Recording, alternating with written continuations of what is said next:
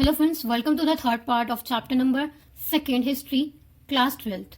In this video I'm going to ask you some questions जिससे मुझे पता चल जाए कि अभी तक की हमने जितनी पढ़ाई की है उसमें आपको कितना समझ में आया है. आपको जो मैं क्वेश्चंस पूछ रही हूँ simply you have to note it down in the comment section. First question, which language were use for writing early inscriptions? कौन सी लैंग्वेज यूज होती थी अर्ली इंस्क्रिप्शंस को लिखने में? And the second question is, who was the first king to inscribe his views on a stone or a surface? है ना, वो बताओ. फर्स्ट टाइम कौन से किंग ने इंस्क्रिप्शंस में लिखा था अपने हरी सेना के Sanskrit words? A simple type of hint you can okay let me know in the comment section. अगर किसी को नहीं समझ में आया कि इन क्वेश्चंस के आंसर क्या है तो सिंपली मैं आपको बोलूंगी कि आप वीडियो को फिर से वॉच करो और थोड़ी स्पीड कम करके वॉच करो और उसको थोड़ा रियलाइज करो, अपने डे टू डे लाइफ से रिलेट करने की कोशिश करो और उसको याद रखने की कोशिश करो तो आपको याद आ जाएगा कि क्या आंसर है और इस क्वेश्चन के क्या आंसर होंगे. Now topic 5, changing countryside. So changing countryside में आप लोग ये समझो, चेंजिंग कंट्री साइड का मतलब होता है रूरल एरिया. जो गाँव में थे वो कैसे चेंजेस आ रहे थे. इस टॉपिक में हम लोग ये पढ़ेंगे country side rural area after 6th century BCE. Now first topic, popular prescriptions of Kings. हम लोग जानते हैं कि किंग्स अपने आप को बहुत ज्यादा प्रेस्टिजियस मानते थे, अपने आप को लॉर्ड मानते थे, अपने आप को गॉड मानते थे, है ना. किंग्स का हमने डिवाइन किंग्स के बारे में पढ़ चुके हैं, पर अब हम जानेंगे. सो हमें अब ये पता करना है कि ऑर्डिनरी पीपल क्या सोचते थे किंग्स के बारे में. तो हमें कोई भी पता नहीं चल पाया कि ऑर्डिनरी पीपल की क्या थिंकिंग थी किंग्स के बारे में. अपनी खुद की तो वो थिंकिंग्स बता दे रहे थे कि we are lord, we are very prestigious, है ना. कोई इंस्क्रिप्शन में भी हमें पता नहीं चला कि किंग्स के बारे में कैसे सोचते थे. उस समय कोई अकाउंट्स भी नहीं मिले हमें ऐसे कि हम प्रिटेंड कर पाए कि yes they are that kind of, इससे रिलेट करना चाह रहे हैं. Got the point. सो अब हमारे हिस्टोरियंस ने क्या किया, उन्होंने एंथोलॉजिस्ट को सपोर्ट करना चालू कर दिया, किया. एंथोलॉजिस्ट का मतलब होता है कलेक्शन ऑफ पब्लिश्ड मटेरियल. जो भी पब्लिश्ड मटेरियल होता है उसका कलेक्शंस को हम क्या बोलते हैं, एंथ्रोलॉजी. फॉर एग्जांपल आप समझ लो कोई भी सॉन्ग्स हो गए, है ना, कोई भी पोएम्स हो गई, कोई भी पोट्री हो गई, कोई शायरी हो रही, दिस ऑल काइंड्स ऑफ. तो हमें ये दो मिले हैं, एक जटाकस एंड पंचतंत्रास. सो जटाकस कब लिखी गई, मिडल फर्स्ट मिलीनियम. मिलीनियम मतलब होता है आपका group of 1000 years and CE जो होता है वो 100 ईयर्स का ग्रुप होता है. ठीक है, तो group of 1000 years. First millennium CE को हम लोग कैसे लिखेंगे, तो सिंपल है 1-2000 सीई. सो हम ये कंक्लूड निकाल सकते हैं माय डियर फ्रेंड्स कि इस टाइम पीरियड के अंदर ही 1-2000 सीई के अंदर ही जटाकस लिखी गई. अब one of the most famous अगर हम बोले तो है गंदातिंडु जटाका. तो इट इज वेरी फेमस, तो याद कर लो गंदातिंडु जटाका. इसके अंदर एक स्टोरी बताई गई है. गंदातिंडु जटाका के अंदर एक स्टोरी बताई गई है. अब स्टोरी क्या है, अब एकदम आराम से सुनो. सो स्टोरी बिगिन करते हैं कि जो किंग होता है वो ना, एक राजा किंग रहता है, वो बहुत ज्यादा क्रूअल रहता है. तो एक दिन वो डिसाइड करता है कि चलो मैं अपना भेष बदल के जाऊंगा, मैं अपने आप को चेंज करके जाऊंगा ताकि मेरी कोई भी प्रजा मेरे को पहचान ना पाए, और देखूंगा व्यूज दूंगा कि वो किंग्स के मेरे बारे में क्या सोचती है. तो गया वो, जब गया तो देखा कि कोई भी एल्डर्स हो, चिल्ड्रंस हो, वुमेन्स हो, कोई भी उसको पसंद नहीं करता है. क्यों नहीं पसंद करता है कि रात में तो रॉबरी होती है. ठीक है, रात में रॉबरी होता है तो किंग उसको रोकता भी नहीं, और सुबह टैक्सेस कलेक्टेड होते हैं मिनिस्टर्स द्वारा, किंग के मिनिस्टर द्वारा टैक्सेस कलेक्टेड होते हैं. तो इससे किंग को पता चला कि अरे उसको तो कोई पसंद ही नहीं करता है. इससे एक इम्पैक्ट और पड़ा था कि बहुत सारे लोग किंगडम को छोड़ के, राज्य को छोड़ के कहाँ चले जा रहे थे, फॉरेस्ट में चले जा रहे थे. सो ये गंदातिंडु जटाका में क्या लिखा है, plight of subjects. Plight of subjects में ये बताया जा रहा है कि उस समय सब्जेक्ट्स के ऊपर क्या इम्पैक्ट हो रहा था, सब्जेक्ट्स पे कितना बुरा असर हो रहा था. सो हमें ये एंथ्रोलॉजिस्ट के कारण ही पता चला कि what is the relation between us common man and a king, है ना. स्टेट, प्रजा और राज्य के बीच के जो कनेक्शन होता है वो कैसा था. सो फाइनली ये बोल सकते हो कि relation between a state and subject. As we all know कि रूरल एरियाज में ज्यादा एग्रीकल्चर प्रैक्टिसेस होती हैं. ठीक है ना, होती हैं। अब हम लोग ये जानेंगे कि उन लोगों ने क्या किया था, क्या किंग की कुछ हेल्प थी एग्रीकल्चर सेटअप करने में रूरल एरियाज में, हम थोड़ा पता करते हैं। या उन लोगों की क्या कैटेगरी थी, मतलब लोगों ने कुछ इम्पैक्ट किया या खुद क्रांतिकारी लाने की कोशिश करी या बदलाव या प्रॉब्लम्स को डिसॉल्व करने की कोशिश करी, पता करेंगे। Now strategies for increasing production, मतलब एग्रीकल्चर प्रोडक्शन के बारे में बोल रहा है कि एग्रीकल्चर प्रोडक्शन को बढ़ाने के लिए उन्होंने क्या किया। First, shift to plough agriculture.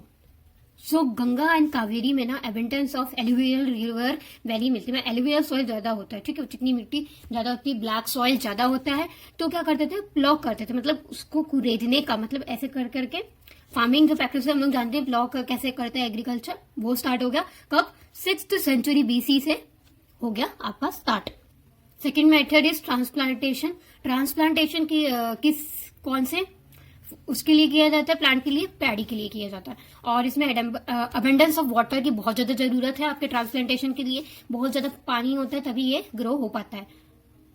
So first step क्या होता है, सबसे पहले उन लोग क्या करेंगे, फर्स्ट ब्रॉडकास्ट करते हैं, मतलब सारे के सारे जो पैडी है ना, एक साथ पैडी को पूरा लेके ऐसे ऐसे ऐसे पूरा लाइन में 1 2 करके पूरा लगा लेते हैं एक ही लाइन में, ठीक है। उसके बाद सैम्पलिंग करते हैं, अलग अलग उसको एकदम स्पेसिफाई करते हैं एक लाइन में, फिर उसके बीच में वाटर है, फिर एक लाइन में, फिर ट्रांसप्लांट करते हैं, वाटर लॉक्ड फील्ड बनाते हैं। तो ये तो बन रहा है ना एक पैटर्न, फिर वाटर, फिर एक पैटर्न, तो ये क्या है, वाटर लॉक्ड फील्ड, इसी को बोलते हैं।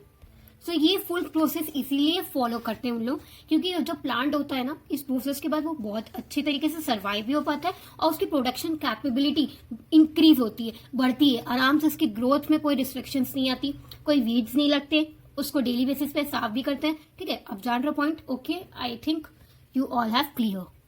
और इसमें ये इंपॉर्टेंट है कि this is a time taking, ठीक है, बहुत ज्यादा टाइम टेकिंग लगता है, अबंडेंस में लेबर चाहिए रहता है, एक बंदे से करवाने चाहोगे तो no, it is not possible. हो सकता है कि पूरी एग्रीकल्चर डिस्ट्रॉय हो जाए, नहीं हो पाएगा, आपको रिजल्ट नहीं मिल पाएंगे, ठीक है। टाइम टेकिंग, इरिगेशन किस किस के थ्रू, वेल्स के थ्रू, टैंक्स के थ्रू, कैनल्स के थ्रू, इन सब हमें कैसे पता चला कि इन तीनों चीजों का यूजेस हो रहा था, थ्रू इंस्क्रिप्शन, ठीक है। नाउ नेक्स्ट, हो एंड एग्रीकल्चर, तो नॉर्थ ईस्ट एरिया में किया जाता था अकॉर्डिंग टू द टेरेन। सो इसमें ये बताना चाह रहे हैं कि पंजाब और राजस्थान में इवन 12th सेंचुरी CE में भी नहीं आया था, ये सब चीजें नहीं आई थी, हो एग्रीकल्चर वहां पे नहीं आया था। अब 12th सेंचुरी CE को कैसे लिखेंगे, CE यानी बड़ा नंबर है, मतलब 12th के बाद 00।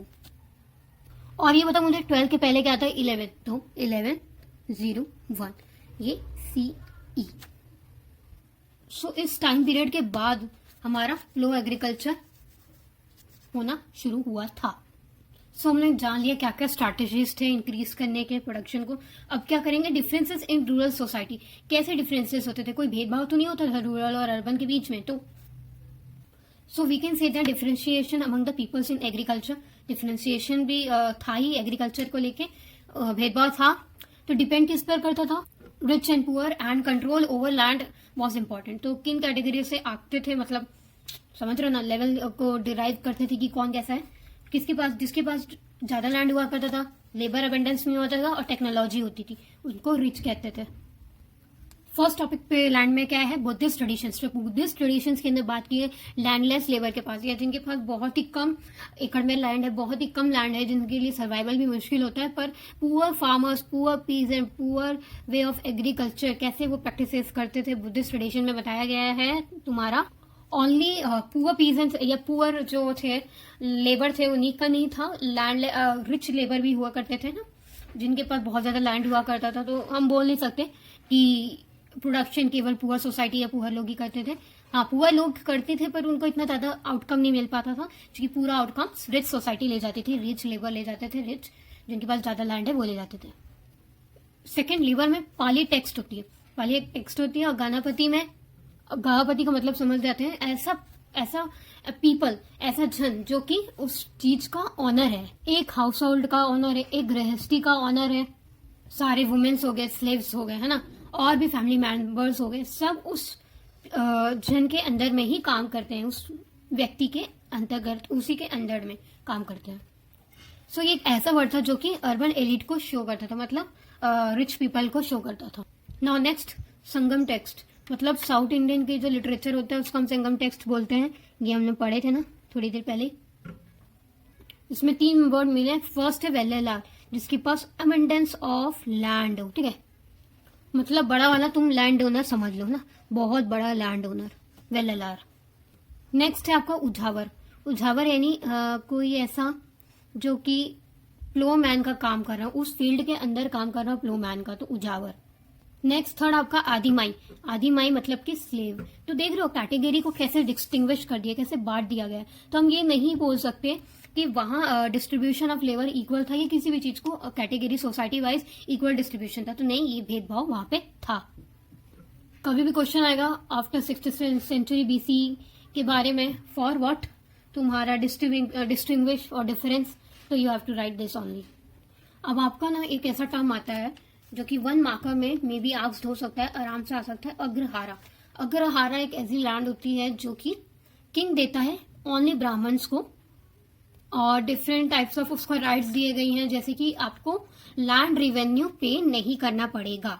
किनको? ब्राह्मण्स को। और जो लैंड देते हैं ब्राह्मण्स को, उनको कहते हैं अग्रहारा। कौन देता है? किंग। अब आगे बढ़ने से पहले एक इंपॉर्टेंट चीज बता दूं मैं आप लोगों को कि पूरी बुक में से ना एक सोर्सेज आता है, जो आपकी ब्लू बॉक्स और थोड़े से पर्पलिश टाइप के बॉक्स है ना, उसमें से। तो I recommend that you can learn yourself. आप उसको रीड करो, खुद समझो। अगर आपको उसमें से कोई डाउट लग रहा है सोर्सेज में से, तो पूछ सकते हो। वैसे बहुत इजी लैंग्वेज है, इजी है, you can cover yourself. Next topic आते हैं land grants and new rural areas. अभी हम रूरल एरियाज के बारे में पढ़ेंगे। लैंड ग्रांट्स मतलब जब कोई भी लैंड किसी को दी जाती है, मतलब किंग द्वारा दी जाती है। कॉमन एरा के टाइम पीरियड में ना फर्स्ट ग्रांट में ही लैंड ग्रांट देना चालू कर दिया था किंग्स लोगों ने, ठीक है। तो ज्यादातर जो किंग्स थे, किंग को दिया करते थे land grant only religious institution को दिया करते थे, या तो फिर वो ब्राह्मण्स को दिया करते थे। हाउ वी कंक्लूड दैट कि इनको दिया करते थे, तो हमें इंस्क्रिप्शंस मिले हैं। इंस्क्रिप्शंस जो मिले हैं वो ज्यादातर कॉपर के ही बने हुए हैं। इंस्क्रिप्शन में सबसे ज्यादा संस्कृत ही लैंग्वेज यूज की गई है। अब 7th सेंचुरी में क्या हुआ, लोकल एरियाज में भी ये लैंड ग्रांट वाली इंस्क्रिप्शंस लिखी जाना चालू हो गई। सो कुछ एग्जांपल्स देख ले, क्या लोकल लैंग्वेजेस में लिखे, कौन कौन सी लोकल लैंग्वेज में, तो आपकी Tamil and Telugu. So guys that it's for the today's video. मिलते हैं नेक्स्ट पार्ट में। अभी ये पार्ट कंप्लीट नहीं हुआ है, तो उसमें हम लोग कंटिन्यू कर लेंगे। Thank you for watching, bye bye.